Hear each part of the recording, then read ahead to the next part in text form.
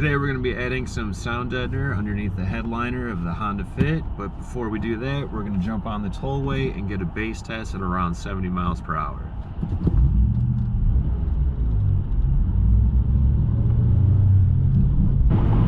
Alright, we're at 70 miles per hour in 6th gear.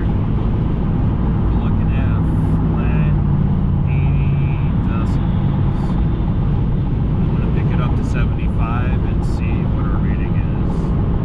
At 75 miles per hour, it's roughly the same, 80-81 decibels. Let's pick it up to 80 miles per hour and we'll conclude this test. We're now at 80 miles per hour and it's still about 80 to maybe 83 decibels. I'm going to jump on the tollway traveling in the other direction and then do the experiment once more, and then we can get an average between 70, 75, and 80 miles per hour.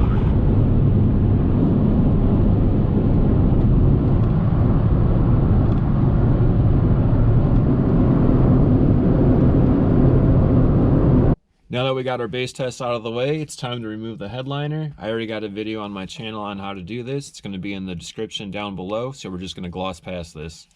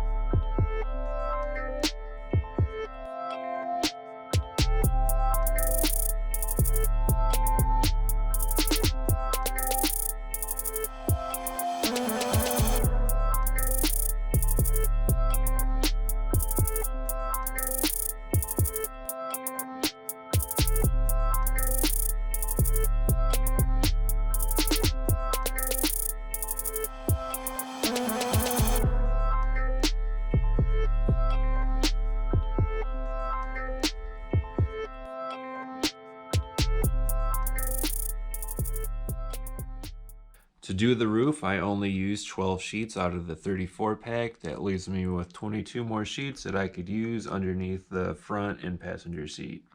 Now that I got the sound deadener installed, let's put back the headliner.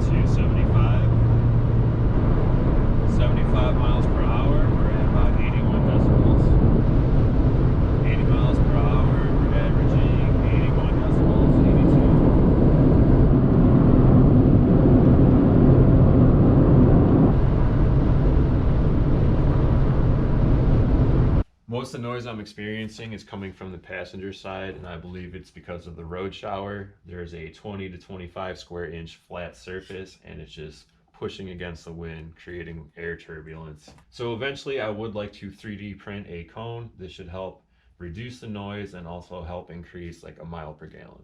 So is it worth sound deadening underneath your headliner? In my opinion, if you have a roof rack or any type of cargo basket or roof box on top of your vehicle, this is a must to do. It only took about half a box, and if you're confident in removing your headliner, I would absolutely do this. I still have half a box left over, so I'm going to start doing it underneath my seats and then hit up the side doors and continue on with a part 3.